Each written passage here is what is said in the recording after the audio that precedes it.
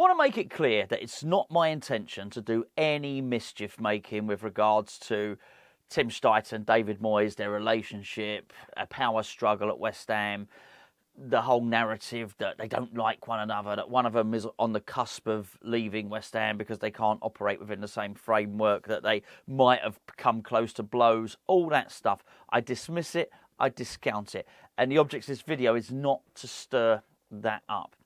On the contrary, in fact, I don't think they're at war with one another. I think they probably get along. I think they're on friendly terms. I really do. That's not the same as being friends. Being friendly is not the same as being friends. You don't need to be friends. Look, friends to me is maybe going around each other's house for dinner. No, maybe does David Moyes know the names of Tim Steidten's children? No, highly unlikely. But friendly and cordial enough to respect each other, have a good working relationship? Yeah, I think that's what's going on. However, I do think the dynamic of the relationship and the dynamic of who is in charge at West Ham and in charge of transfers, which will ultimately be played out now, I think that dynamic is shifting. It's a roller coaster. The whole thing really is. And I think you can sort of chart it back to last season. The thing that got me thinking about it was, I'll tell you now, is a link to three players. There's three players. One of them Jack Clarke at Sunderland, and the other one, Steven Bergwijn, but you can throw Wilfred Gnonto in there if you want. They couldn't be further apart, I think, and sort of in one case, Clarke, it's clear this would be a David Moyes selection. In many respects, David Moyes, there was a time when we held an interest in Harvey Barnes. I don't think we really pushed it through to its fullest extent. That was very much something that David Moyes wanted to do. The Mohammed Kudus one was very much something that Tim Steidten wanted to do. And I think Clarke, you could say, is somebody that David Moyes would be interested in, and Steven Bergwijn undoubtedly is somebody that Tim Steidten would like to bring in. Now, I looked at that and I thought, well, this is going to be really interesting to see what happens here, to see how this plays out. Because I do think ultimately we're going to find out who's in charge on transfers, and I think that's going to tell us an awful lot about what happens for the future of the club going forward, and will certainly play into what goes on with David Moyes' contract. But it's ever changing. Like the tectonic plates are constantly moving. At last season, David Moyes' reputation was at an all-time low. Before we won the Conference League, I do believe the club were planning to possibly get rid of him, maybe even at the end of last season. We had a relegation battle. Easy to forget the relegation battle. We did not have a good season up to the point where we won the Europa League, Europa Conference League last season. That was where the groundwork was laid to bring Tim Steidten in. That was planned. David Moyes won the Conference League, and listen, David Sullivan really enjoyed it. You could see him on the pitch after it. It was a special moment for him. I'm pretty sure it was his first proper trophy in the game. There may have been promotions with Birmingham City. In fact, I'm sure there probably were. But it was a big moment for David Sullivan. He enjoyed it, and at that point, David Moyes' stock had risen. And rightly so. He's just delivered the first trophy to a club in 43 years. I think at that point, possibly whatever Tim Steidten was originally mandated to do was possibly diluted slightly. So I think Tim Steidten came in. I think David Moyes was allowed to get his way on a signing. I was going to say a signing or two. He wanted Maguire. He certainly wanted Harvey Barnes, and he wanted James Ward-Prowse. He ended up getting one of those. He may well have got another one. You don't know. But Tim Steidten was also backed, and I do feel there was a certain balancing act going on with David Sullivan and the dynamic between the two men. In fact, I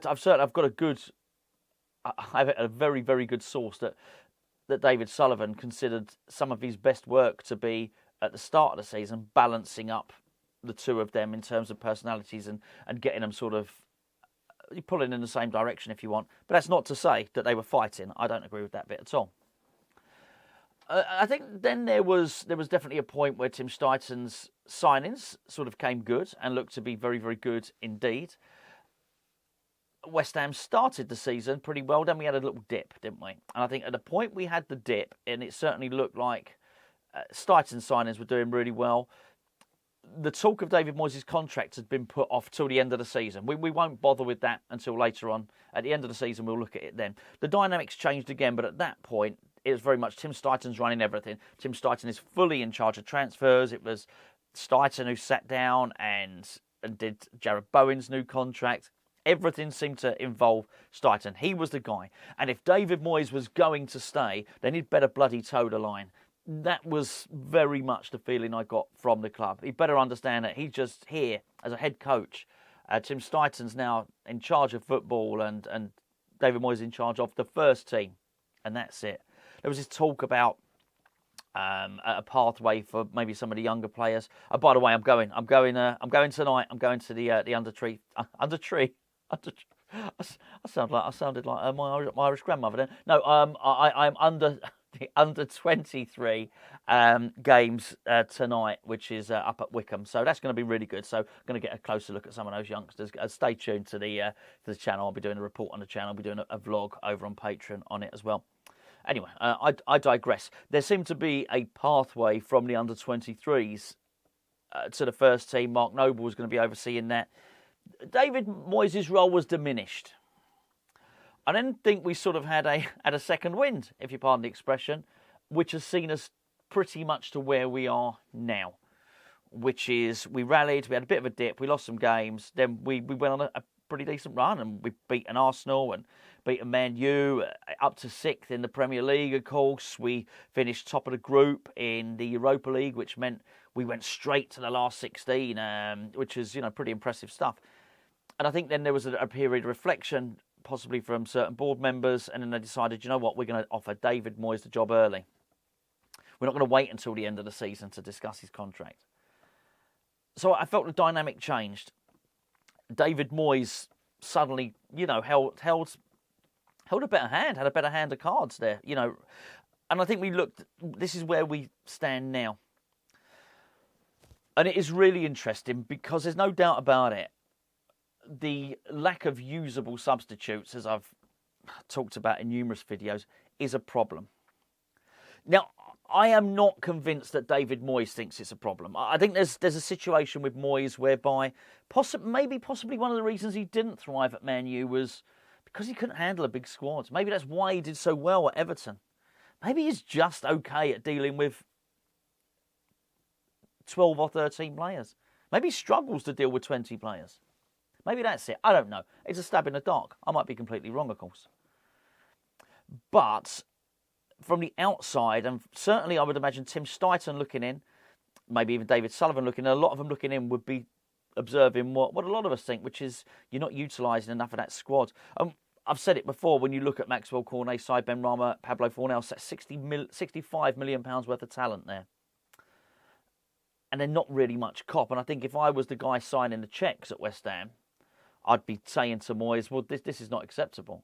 This is a lot of money. This is, well, it's a third of our annual Premier League money. And you're just not really utilising them to any great effect. There are others, but I'll use those three as an example because they sort of operate in wide areas from West Ham, which is where I think we're probably quite deficient. David Moyes, by his own admission, says he's looking for, ideally, a left winger. So I think that plays into it. So I think it's quite obvious to most people that we're weak in that area. I'm not sure that's the case with David Moyes. But even if we just assume that everybody is aware that we need another attacker, I'm worried that we might be concentrating solely on the centre-back now. We probably do need another defender, but not at the expense of an attacker. Different subject. Who's going to get it? Who's going to win out? Who's going to win the power battle? It's a tough one to know. And I do believe the answer probably lies in obviously who we get in. That's going to tell us quite a lot. I can't believe that we've not approached anyone yet. Well, I bloody hope not. I mean, I'd be very worried. That's just not how we've done business. We got Thilo Kehrer wrapped up and sold early. It suggests to me if we're going to look to sell early, we've probably looked to recruit and approach players early. We certainly know that, in Alvarez, we know that at the very least with Alvarez, he was approached way before we signed him. So clearly the wheels are in motion for somebody or other coming in. I guess trust plays a part. Does David Moyes trust Tim Steidten? But I think it should probably be pointed out, at the moment, out of the two men, it's Tim Steidten with the longer contract at West Ham. there's been talk about David Moyes getting a new contract, but he's not actually got it yet. He says he's quite relaxed about it. I also I never feel when the cup competitions that the board are as upset as maybe you or I might be when we went out to Liverpool. I don't think the board were bothered about it. I certainly don't think they're concerned about Bristol City. They're probably more concerned with the fact that there's another game there, but they won't be. They won't be too bothered. They won't be too bothered. Anything is fine. I'm pretty sure. If we go through, they're probably fine with that. If we go out, they're probably fine with that. I'm quite sure that they would like another. When I say they, I'm talking about David Sullivan here. They would like another opportunity to walk onto the pitch at the end of the season in a final as a winner and put his little claret smoking jacket on again, and sort of soak up the glory, as it were, and seeing the club that he bought winning another trophy. I'm sure he'd like that. I'm sure he'd love it. But I doubt it's his priority. His priority is going to be staying in the Premier League and keeping that money turning over. And I do think it's ultimately as an investment. It's what they're not. The accounts have just been released. He's not taking money out of the club. I don't think any, apart from Karen Brady, I'm not sure any directors were actually paid any money. So I think it's just fattening up the turkey for the Christmas dinner, so to speak. So I'm not sure he's too bothered about that. But there is money there, and there is money there to be invested. And I think ultimately who we buy is going to tell us who's in charge.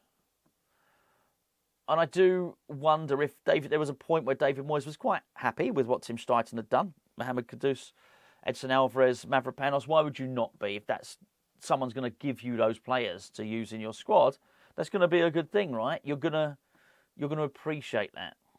But I do wonder if over the last recent weeks, probably Moyes has been more cocky.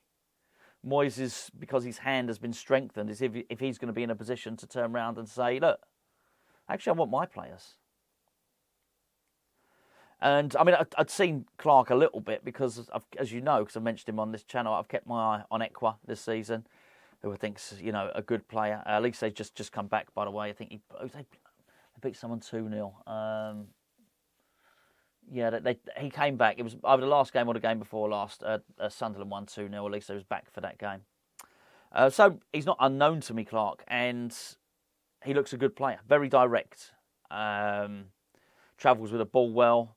And funny enough, when I looked at him, I thought he's not ultimately as quick as I would like. But that's David Moyes, right? He doesn't mind that at all. So maybe there's something in it. I do think if we get Jack Clarke, it will probably tell us that David Moyes, even if he's not fully back in charge of transfers, he's clawed a little bit of his power back. And I think you can expect him to sign a new contract at some point. I was going to say very soon, but at some point. If we don't get Clarke, and I do believe there is interest there, and we actually end up getting Steven Bergwijn from Ajax, and you see him on the jet with Tim Steidten. Sorry, that's just Bergwijn there. Agent will be over there. Then I think you'll probably know that nothing has changed at all. Business as usual. Tim Steidten resumes full control of transfers at West Ham.